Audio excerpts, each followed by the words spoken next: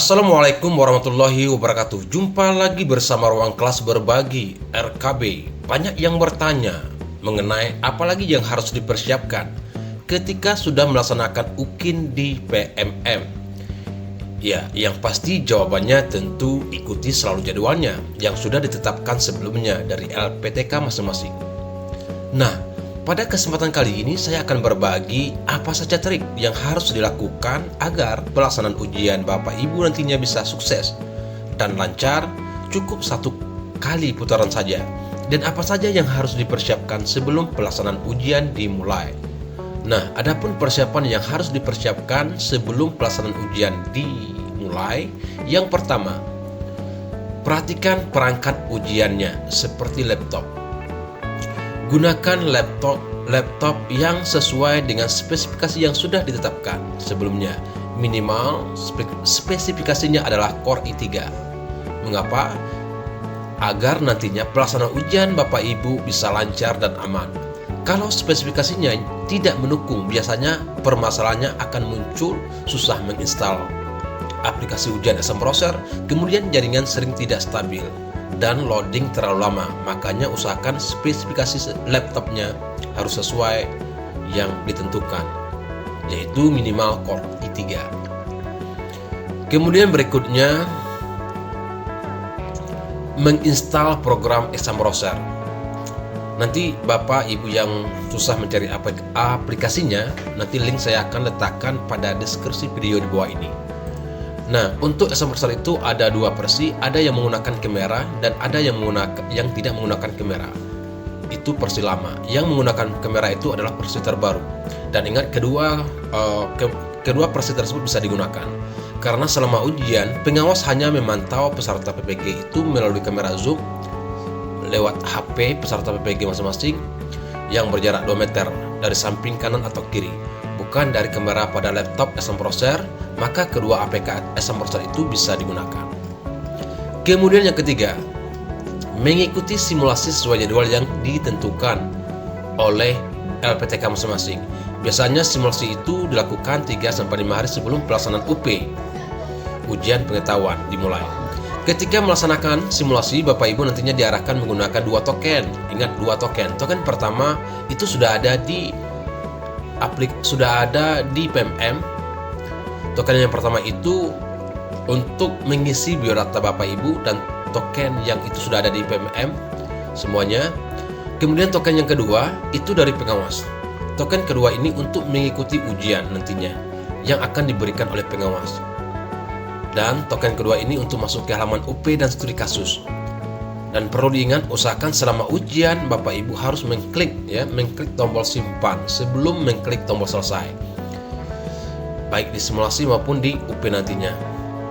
Berdasarkan pengalaman di plotting 1 yang tidak mengklik simpan, langsung mengklik selesai, di plotting 1 sebelumnya semuanya remedial.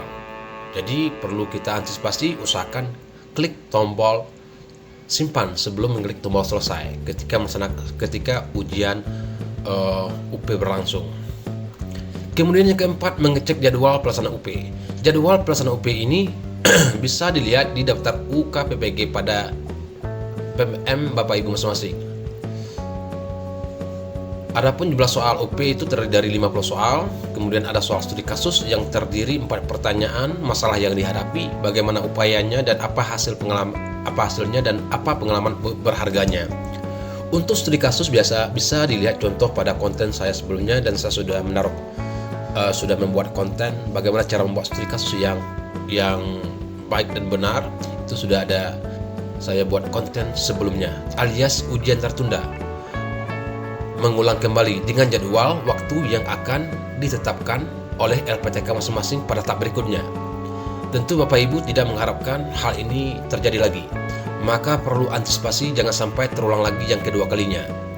Adapun kasus yang pertama yang sering terjadi ketika mati lampu dalam ujian. Nah, mati lampu ketika pelaksanaan ujian berlangsung ini bisa berakibatkan fatal. Mengapa?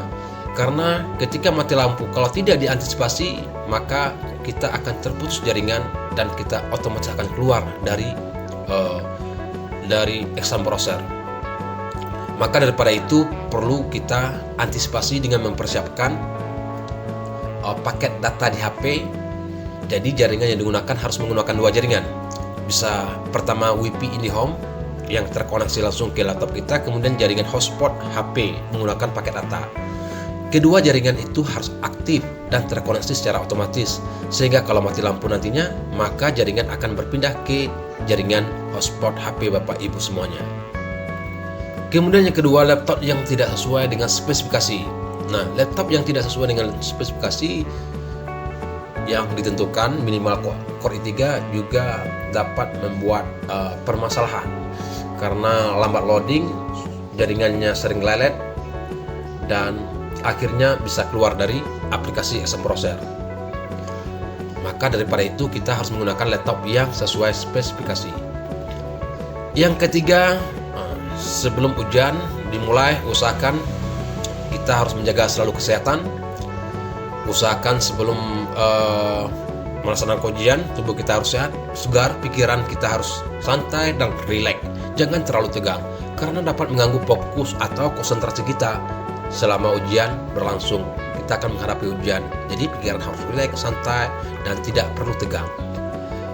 Kalau sudah tidak konsentrasi dan tegang, pasti akan gagal fokus. Biasanya sering timbul permasalahan yang baru. Maka jaga selalu kesehatan dan harus rileks dan santai. Kemudian apa saja trik yang harus dilakukan ketika melaksanakan UP dan studi kasus supaya kita bisa lolos nantinya? Adapun trik yang harus dilakukan, yang pertama, mempersiapkan diri dengan matang, banyak-banyak belajar, berlatih, bisa belajar di YouTube atau di referensi lainnya. Kemudian yang kedua, trik yang kedua ini bagi Bapak Ibu yang persiapannya masih belum begitu maksimal, nanti bisa Bapak Ibu menggunakan trik yang ini. Apa saja triknya yang lakukan? Triknya adalah dengan mencetak studi kasus dengan warna yang agak samar-samar, hitam yang agak samar-samar, dan letakkan di samping laptop, di atas meja Bapak Ibu semuanya, di samping kanan atau samping kiri. Dan usahakan menggunakan alas mejanya juga sama warnanya, warna putih, supaya tidak terdeteksi oleh kamera zoom. Dan saran saya untuk kamera HP zoom itu gunakan HP yang tidak bagus kameranya, agar tidak jelas terlihat lembaran studi kasus yang kita cetak, yang sudah kita siapkan di samping meja kita. Perlu adanya pendamping selama ujian, khususnya bagi yang Bapak Ibu yang tidak paham dengan IT, agar nantinya ada antisipasi kalau terjadi hal-hal yang tidak diinginkan.